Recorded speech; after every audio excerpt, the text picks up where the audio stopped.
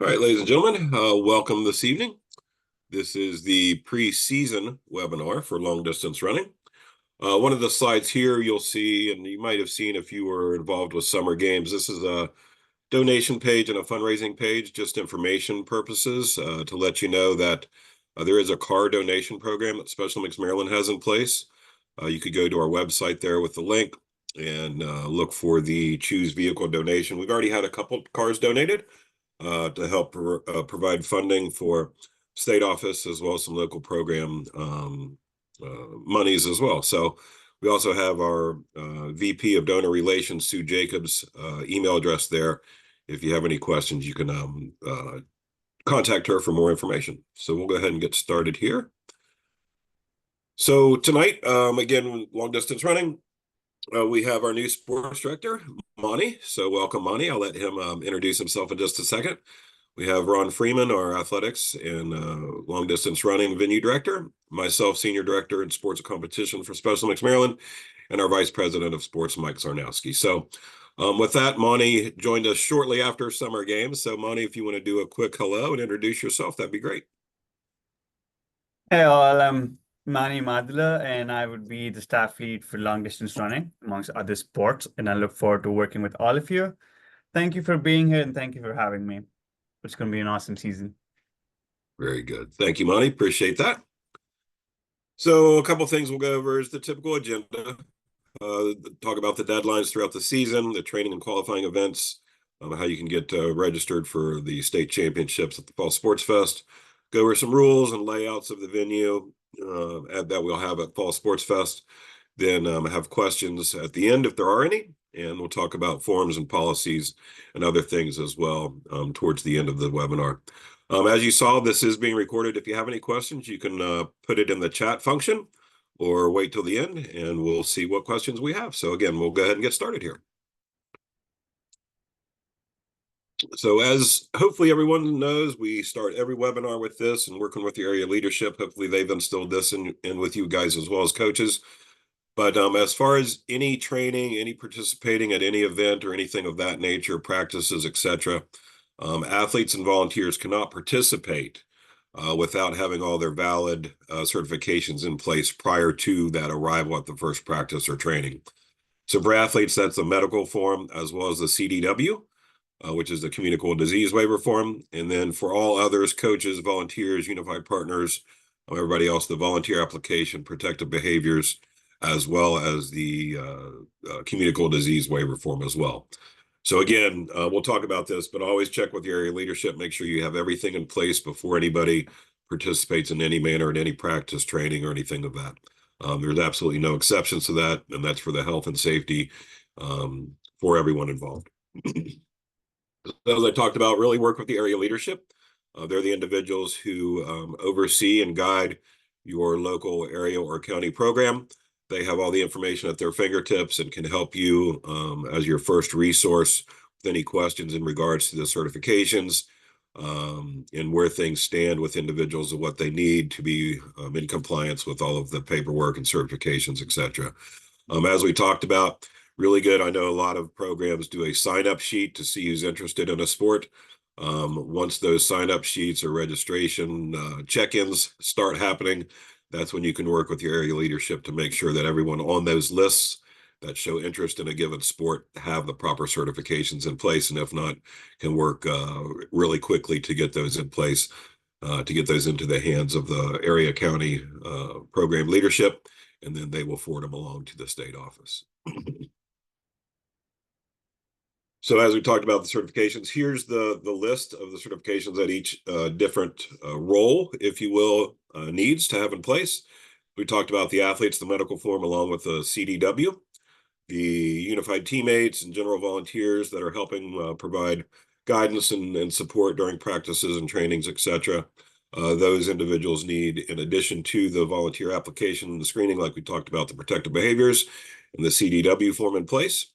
The sport volunteers then go a little step further and have a nice course there for concussion information and knowledge-based situations there.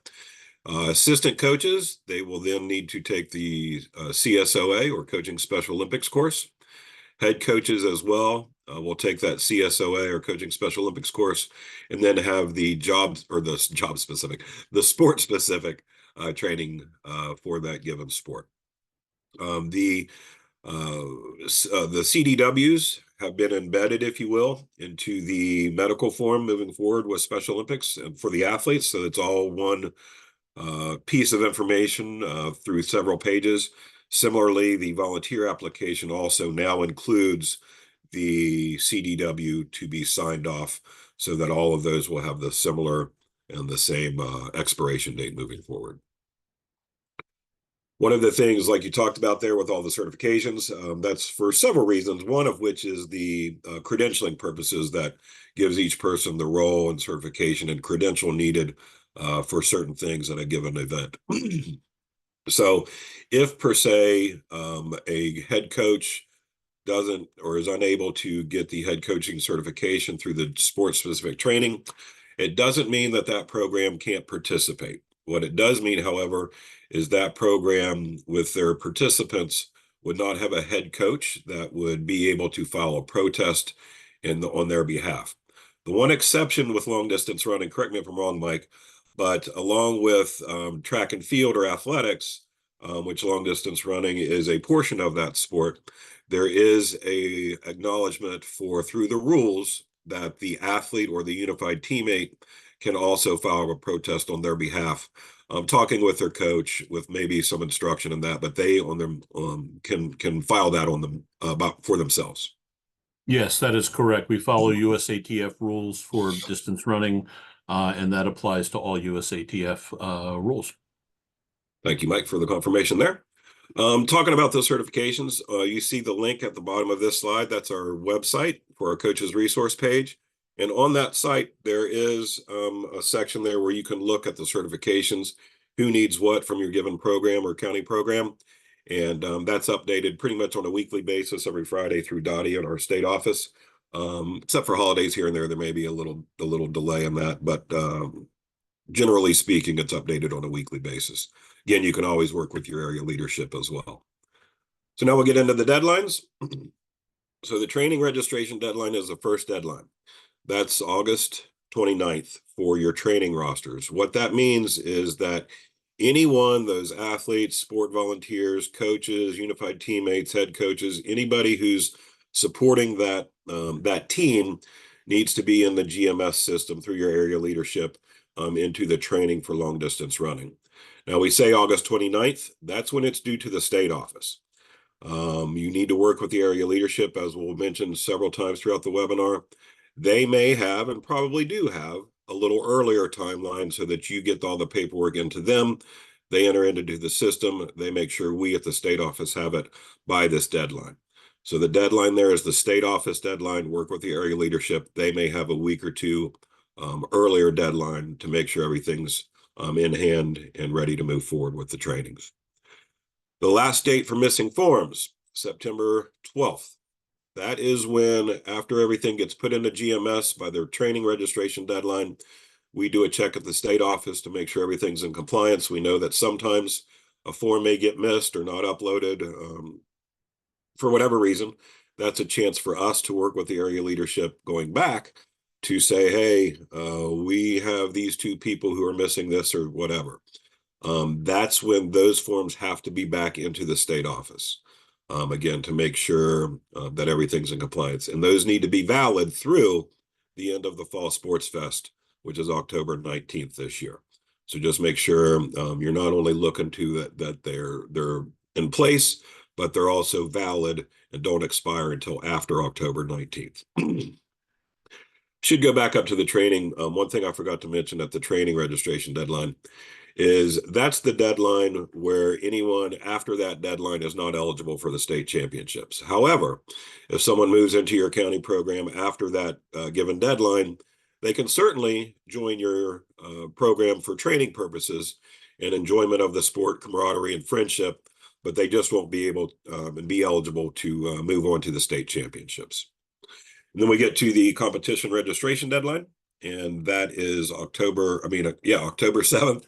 And that one is when everyone needs to be in their events For those who are on the relay teams, registered with the team, with their partner or their teammate, and everything in GMS with their times and everything so that we can get prepared for the paperwork and final divisioning moving forward for the state championships.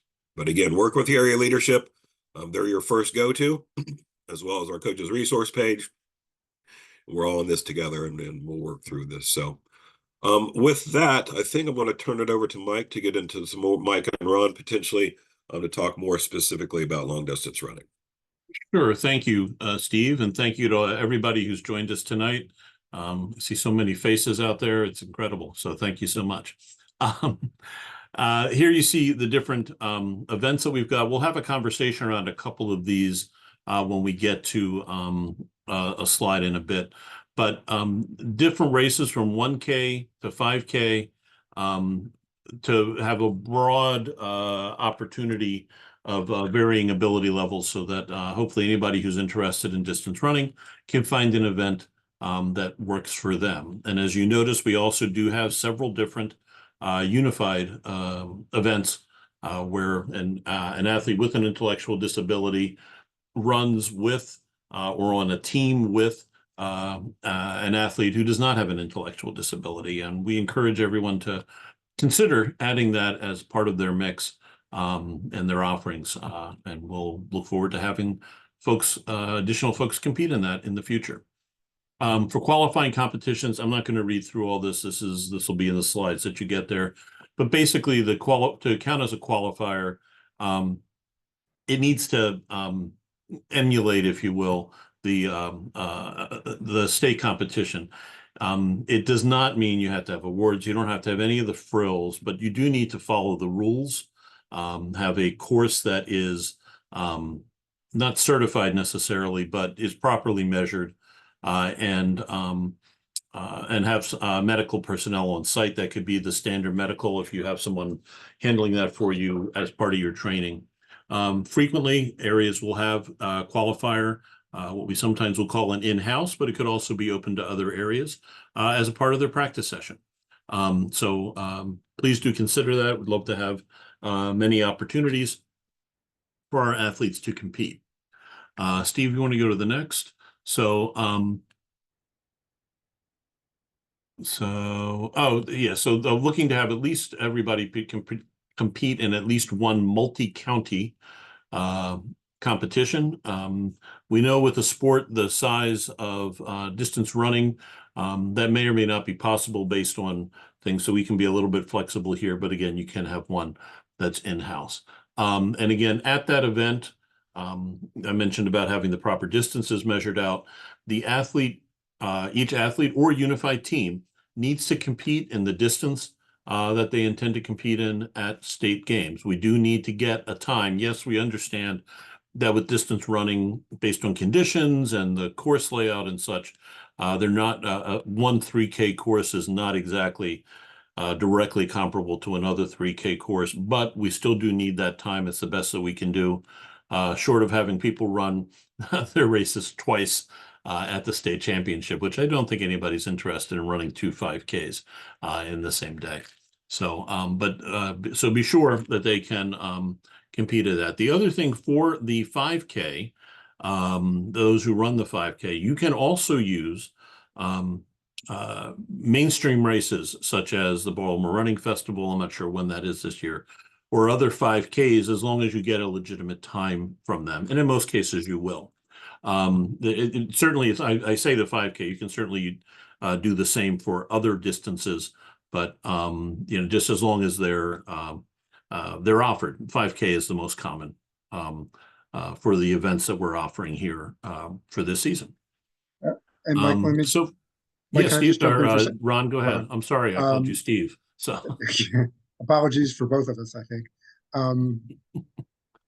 All I was going to jump in and say was a lot of the 5Ks that are around also have a 1 mile fun run attached to them.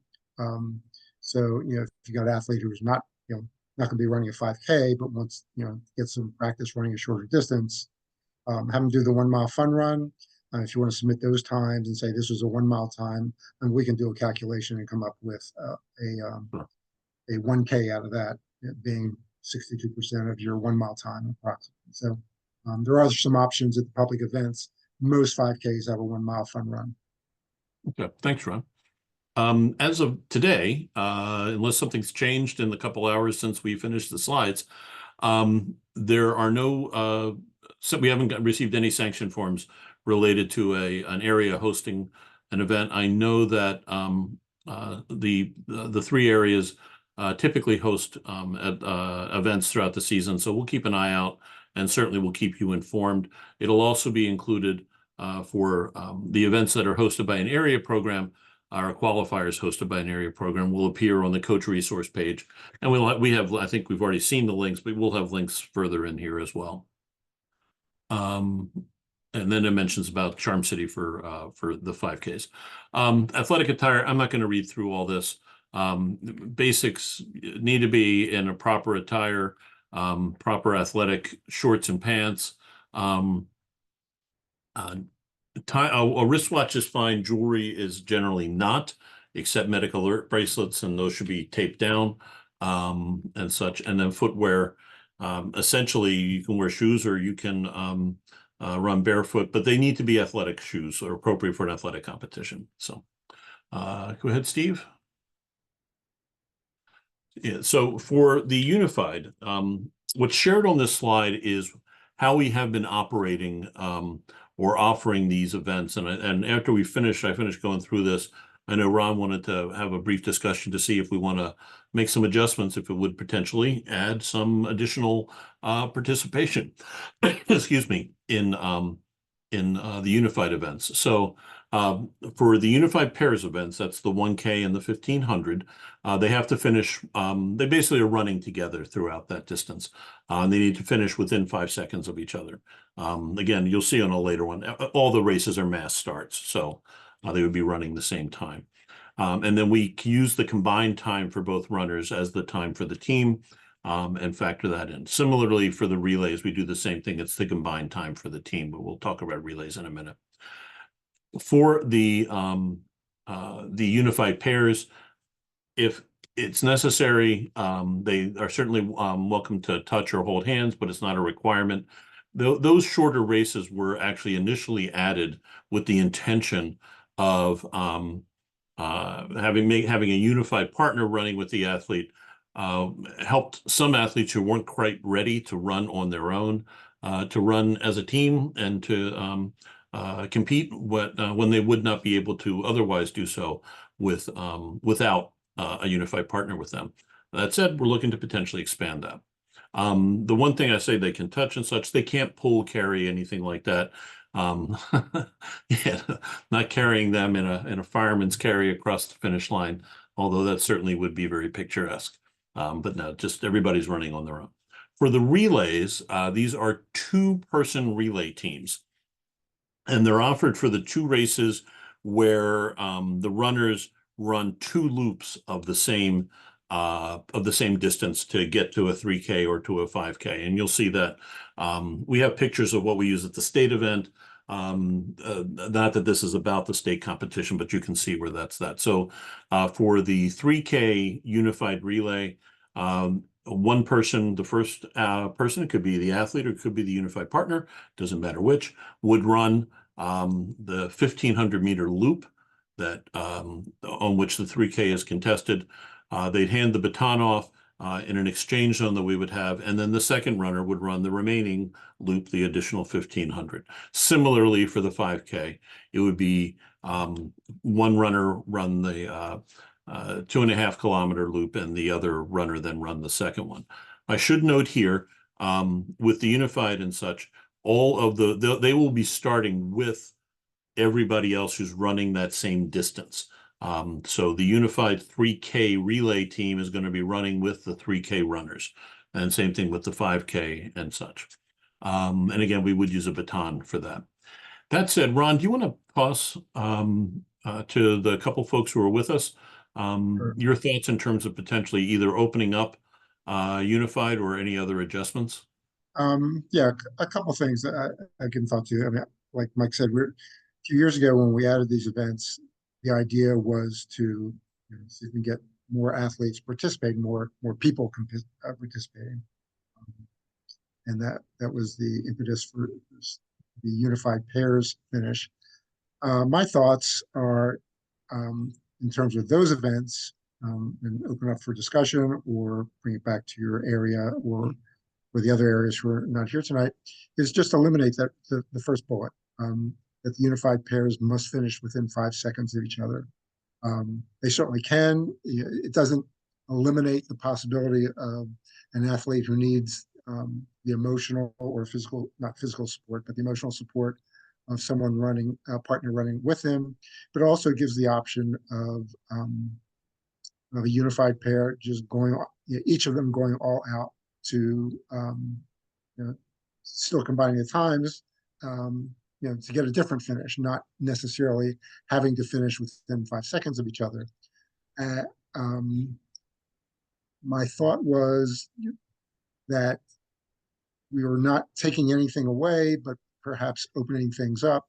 And if you want to continue, running side by side, that's fine. If we can also have a partnership where everybody's going all out, we division, just like we have in the past, doubling the scores. I don't think it hurts anybody, and possibly can open up some opportunities for some additional competition, perhaps get some more athletes and partners entering the event. I'm not sure, Tina, you're a coach. I don't remember, but John, do you have any thoughts for that? John Follett?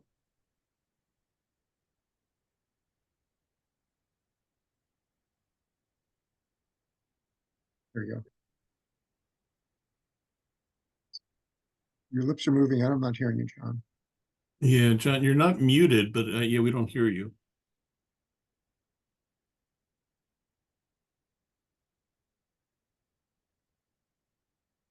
Okay. All right.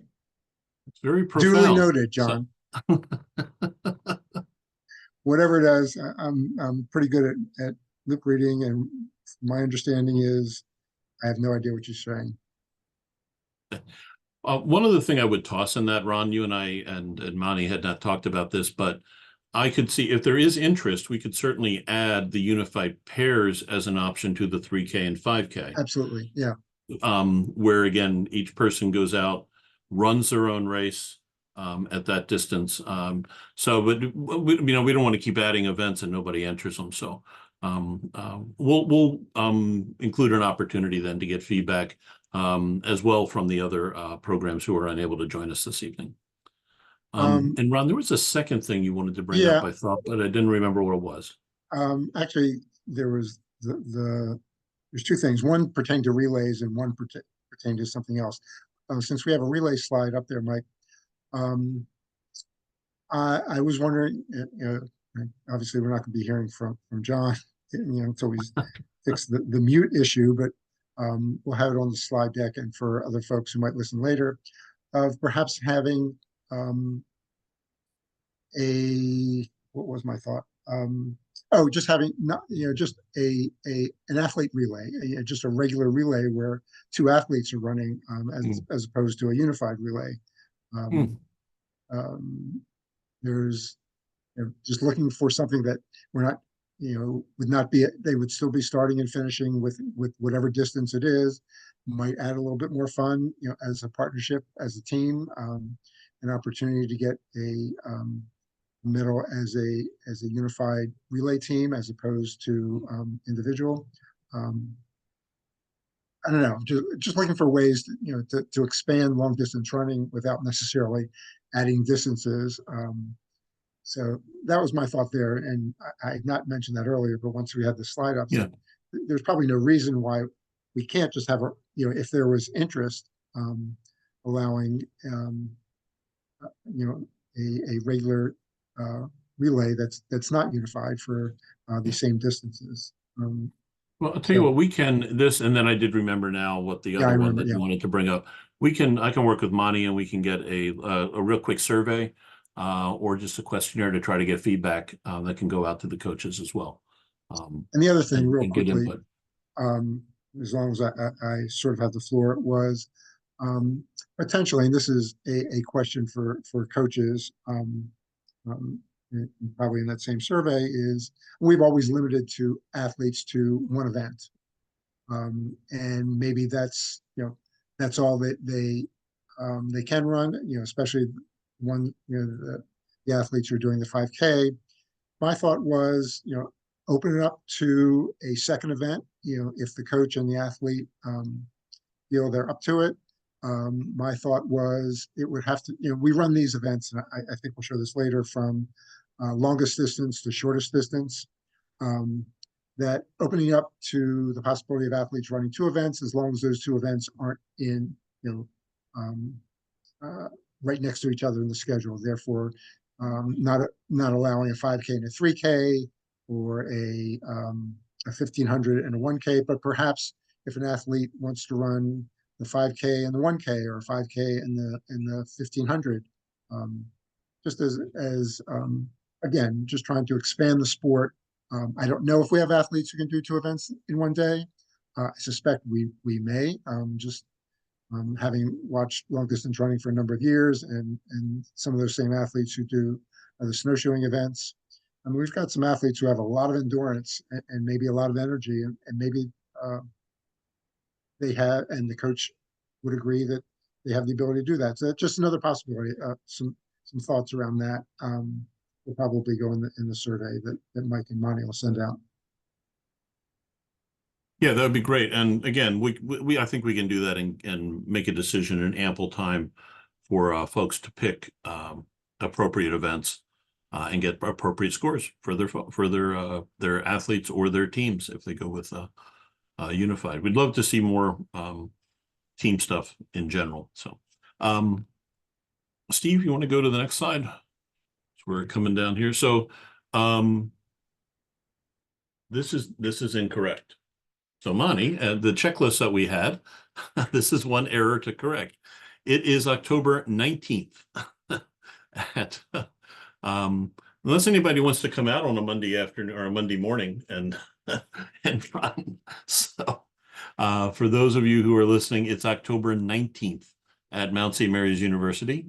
And roughly the competition, that time there is the competition, is from roughly 10:15 to 1:30. Prior to that, there's an opening ceremony, which I believe starts at 9, and check-in and so on. But just wanted to let folks know in terms of this is when the competition is. That first bullet there, we would change if the feedback is there. And then just wanted to reinforce that while the competition wouldn't start till 10:15, the course is open for inspection. We say as early as 8.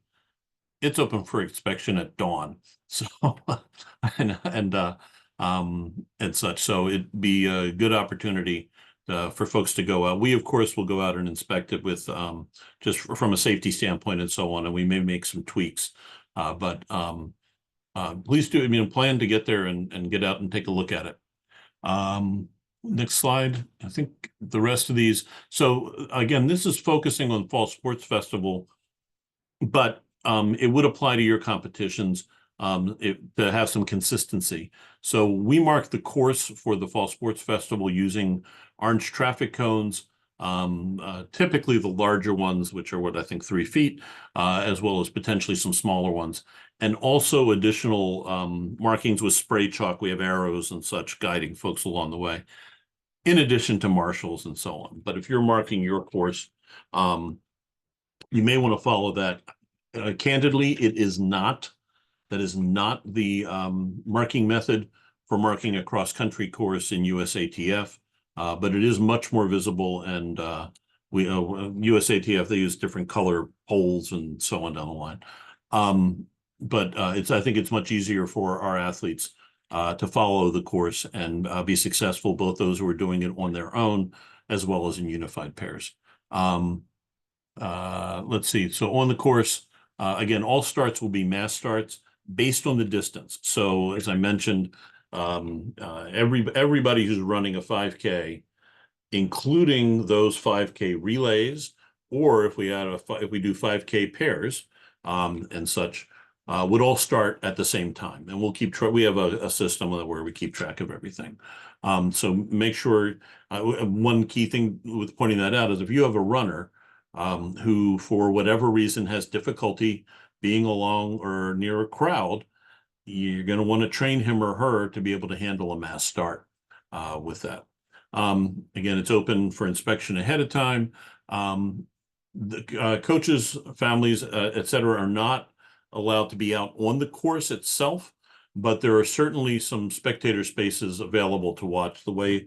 But you should train and get train your family members and your spectators and get them acclimated to the fact that they will not be out on the course. Same thing goes for your competitors, to not expect folks to actually be out on the course. There are different points where folks can watch, but they should not expect people to be out there all along the way. Similarly, it's not noted here, but there's no pacing permitted. That means when folks are running the course, no one can run alongside them, even if they're off the course. That counts as pacing and is not permitted. And then again, the same no assistance rules in terms of the competitor and such must run the race on their own and such. So next, I think, yeah, we get into the pictures. So I'm not going to go through these other than to say, and Ron, maybe if you want to toss anything. So this is the anticipated 1K course. The big thing to note from that, it's down around the stadium that they've got there and back up. It is for the most part flat. There's a little bit of hill and such that's there. For the most part, it's also on paved surface, or grass. There might be a little bit of gravel along the stretch where starting from the corner that's close to the track stadium. And actually, Steve, keep going. That stretch there may have gravel. I'm not 100% sure there. That road turns to gravel at a certain point. The next course is the 1500 and the 3K. Again, this is a loop. Excuse me. 1500 would be a single time around. 3K would be, whether it's an individual running a 3K or a relay or whatever, would be twice around that loop. That does get into some additional hill factor going down around the stadium, the track stadium there. That does go down a hill, and then coming up around that stretch that Steve is showing with the cursor does have some uphill components and such, and then running along the road. And then one last one is the 5K, which is a variation. This is a 2.5K loop. It follows much the same as the 3K and 1500, but it does spur off and go around the little pond that's there. So that's all dirt, grass, some gravel, and such. We certainly will have marshals out there, but again, so it's varied terrain. Other than for the most part, the 1K is flat and mostly, if not completely, on paved or grass. Ron, or I don't know if John's audio or microphone is fixed. Any other comments that folks should know about during the training season to be sure they're ready for the races at the state games or state competition? The only thing I would add is somewhere, well, moving my cursor means nobody can see it. But there is a small portion of the 5K or the 2.5K loop that goes out onto the road. Yeah, Steve, that's the portion that's on the far left. Actually, go back to that one. Yeah. It's on the far left. Yeah, that stretch there is a bit that's on the road there, and then they can get back onto the grass. And we will have traffic control. Traffic control. So there. They'll probably be running, right alongside the road, inside of the last time I was out at long distance running, I think we had bicycle racks, they close off traffic for anybody who's concerned about that for that small period of time. That's the only race that goes out onto the road. The other thing I would add, there's some gravel for all the races except for the 1K, you know, just on the lower side of the track, just going up before you go around the track. There's some gravel in there. Going up a hill, you know, a little bit of stone, you know, crushed stones and stuff. This is the last time out. And with that, I'll turn it back to Steve, unless there's any questions related for myself or for Ron or for Monty related to the sport itself. Again, thank you, Mike. So again, as we talked about, Monty just joined us. His information's here. He's the head contact at the state office, working alongside Ron and other management team personnel regarding long distance running, as well as powerlifting for this Fall Sports Fest. So there's Monty's information, cell number, and email address at the state office. We also have our coaches resource page links here as well. The first one takes you to the main resource page. One of the things we've talked about there at the main page is where you can look for your certifications and things of that nature. And then we have the direct link that will be updated with information throughout the season as far as sanction forms, upcoming competitions, this webinar session, the link for the pre-competition webinar, and other information for coaches. Again, we didn't mention this earlier, but the coaches resource page, although designed for coaches and information sharing with coaches and area leadership, it is open to the public. So there's no password. Athletes, unified teammates, family members, friends, anybody can go to those links and look for information regarding Special Mixed Maryland and a given sport. So with that, I will see if there's any questions other than reiterating the fact that the date is October 19th for the Fall Sports Fest. We will correct that slide before it gets posted on the website so that anybody does join, they will have the correct date there as well. So with that, Tino or John, if you have any questions, if you want to type them into the chat function. While we're looking for any questions coming in, I will also, just for information purposes, we have a bunch of resources at the end of the slide deck. Not going to go through this other than to say they're here. A lot of this is also available on our coaches resource page that we always talk about. It gives just some more information and codes of conduct, which, as a reminder, we have codes of conduct for athletes, unified teammates, coaches, volunteers, families, coaches, pretty much anybody involved with an event. These are excerpts of the overall codes of conduct for each of those, which can be found on our website. We have examples of some of the forms. One of the things I always do like to reiterate or remind or possibly inform for the first time coaches and others that are running practices and other events is always have the athlete medical with you for any emergencies that do occur, but also have a few copies of the incident accident report. This is primarily designed for any injuries that occur, but it can also be utilized for any property damage. That has happened in the past, whether a window got broken accidentally, a door got damaged from the facility or anything like that. This documents that from an insurance perspective, and just want to make sure everyone knows of those forms. And again, a lot of other information there. So with that, anything you'd like to add, Mike? You're muted, Mike. You and John are muted. Yeah, no. So John typed in the question, do youth volunteers need to do the protective behaviors and the concussion courses? So if they are going to be, the answer is yes, sort of. And what I mean by the sort of is yes on the protective behaviors. And I'll follow on with, I know this is the challenge that's there at the moment. And then the concussion courses, they would need that if they're going to be a sport volunteer or a serving in a coaching capacity. Right now with the SO Learn that is up, which is where we're directing folks to complete the protective behaviors and concussion courses.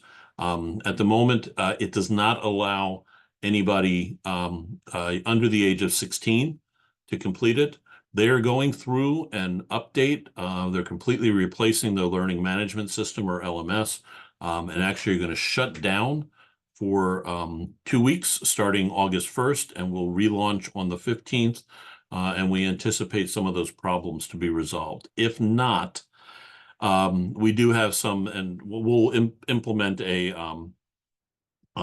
patch, if you will, for those 2 weeks there are some other places that we can do that. We still do have our slide deck for protective behaviors and the Survey Monkey test for that that we can utilize. It's not pleasant, but it is what it is, and can direct you also to the NFHS site for the concussion courses.